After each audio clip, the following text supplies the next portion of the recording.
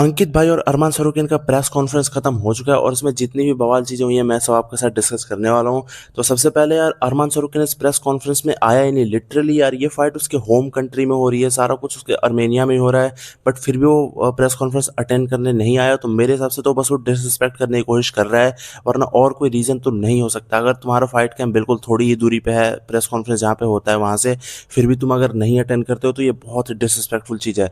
और यार अंकित भाई जैसे बंदे को डिसरिस्पेक्ट करना मेरे हिसाब से तो कोई सेंस भी नहीं बनाता यार। अंकित भाई यार बहुत सही आदमी है, उसने देखा होगा आपने, ऐसा कुछ नहीं करता हो, बट फिर भी तुम उनको डिसरिस्पेक्ट कर रहे हो। तो यार मुझे ये बहुत ही घटिया बिहेवियर लगा।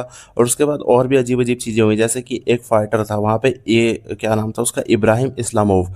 और मेरे को लगता है कि वो शायद से 80 kg की फाइट वो वेट कैटेगरी में हो गया, शायद उससे ऊपर, पता नहीं। बट उसने चैलेंज कर दिया नीरज गोयत को। नीरज गोयत भाई वो जो फाइटर भाई हमारा, वो मे बी यार 70 किलो का या कुछ भी हो सकता है, उसको तुमने चैलेंज किया, ठीक है, और बोला कि मैं तुमसे अभी फाइट करना चाहता हूँ यहीं पे। नीरज गोयत को उससे बोला कि मैं अभी फाइट करूंगा यहीं पे तुमसे, 1 मिनट अगर तुमने सर्वाइव कर लिया तो ये जो बेल्ट मेरी है ये तुम्हारी हो जाएगी।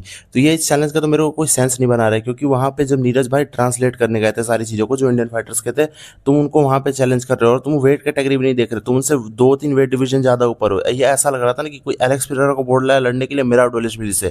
तो ये बिल्कुल सेंस नहीं बना रहा था मेरे हिसाब से। तो बाकी नीरज भाई ने ना नहीं कहा, मना भी नहीं किया। उन्होंने कहा कि मैं इससे फाइट करने को तैयार हूँ, कैच वेट करते हैं दोनों, वेट तुम वेट थोड़ा कम कर लो, मैं वेट थोड़ा ज़्यादा पुटअप कर लूंगा, और जब हम एक वेट डिवीजन के हो जाएंगे तो हम फाइट करने के लिए तैयार हैं, कैच वेट बेसिकली।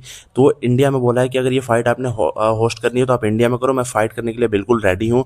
और उसके बाद मैंने एक उज़्बेक फाइटर को देखा, वो आउट ऑफ नो वेयर, वो गधे का बच्चा उठ के गया अंकित भाई के साथ और उसको चैलेंज कर दिया, हाथ मिला के फेस ऑफ कर रहा है। अब एक गधे के बच्चे, मेरे को समझाओ एक चीज़ तुम यार, ये क्या हो रहा है भाई?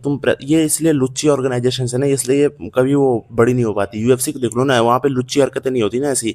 जिसको फाइट करना है वो उससे मतलब रखता है ना, किसी और से मतलब रखता है, ठीक है, बट ये कौन मतलब थोड़ी बात कि तुम जाके चैलेंज कर दो अंकित भाई को। अंकित भाई का तुमने रिकॉर्ड भी नहीं देखा यार, वो सीधे फाइट करने जा रहा है। अरमान शाहरुख से उसने कोई ट्रेनिंग भी नहीं करी ज़्यादातर, तुम उसको जाके चैलेंज कर दे रहे हो। तुम क्या बोलते हैं, लंबे टाइम से बिल्कुल ट्रेनिंग कर रहे हो, तो ये बिल्कुल सेंस नहीं बनाता है।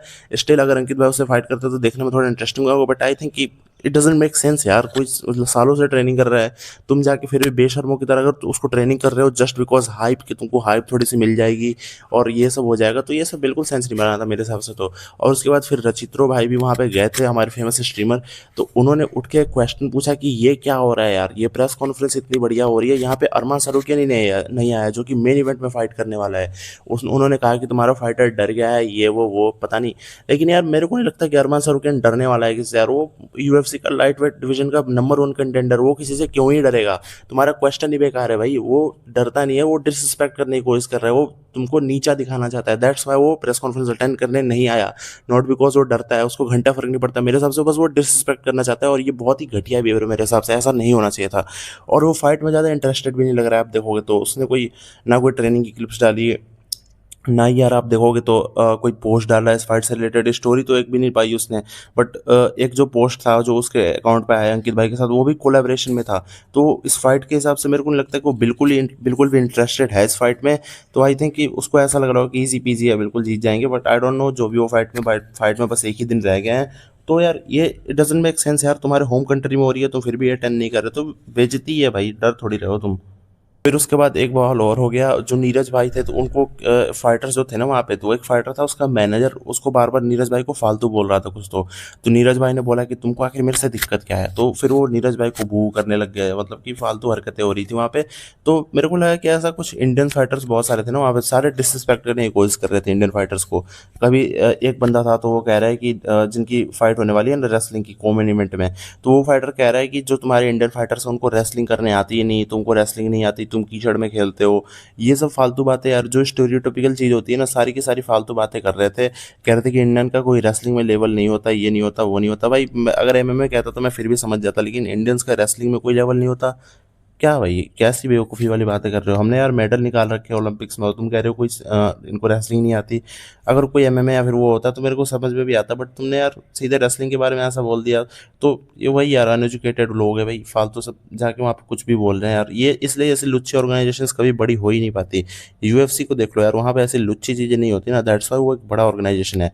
और ये गधे का बच्चा जो उसका, मैं क्या बोलते हैं, सीईओ था हाइप का, उसने ये कह भी दिया कि मैं 1 मिनट फाइट करने के लिए $100 दूंगा, नीरज भाई को यहीं सामने फाइट करो। अब एक गधे के बच्चे वेट डिवीजन तो देख ले, उनका वेट डिवीजन, वो भाई पूरा लंबा चौड़ा लग रहा है, नीरज भाई छोटे से लग रहे हैं। भाई इस्लामोव कितना लंबा था भाई, आपने देखा होगा, तो उसकी वेट भी ज़्यादा होगा ना भाई, लंबा सा था बिल्कुल। और तुम उसको नीरज भाई से फाइट करने को कह रहे हो वहीं सामने 1 मिनट के लिए ग्लव्स लेके। क्या भाई यार, वेट डिवीजन तो चेक कर ले गधे के बच्चे, कुछ भी यार। छोड़ो भाई, मैं तो परेशान हो गया, ऐसा घटिया प्रेस कॉन्फ्रेंस मैंने आज तक नहीं देखा। और तुम्हारा जो भी ओपिनियन है अपने कमेंट में ज़रूर बताना। बाकी भाई राम राम भाई सारिया ने। आई होप कि अंकित भाई जीत जाए यार, बहुत ही मस्त बंदा है यार।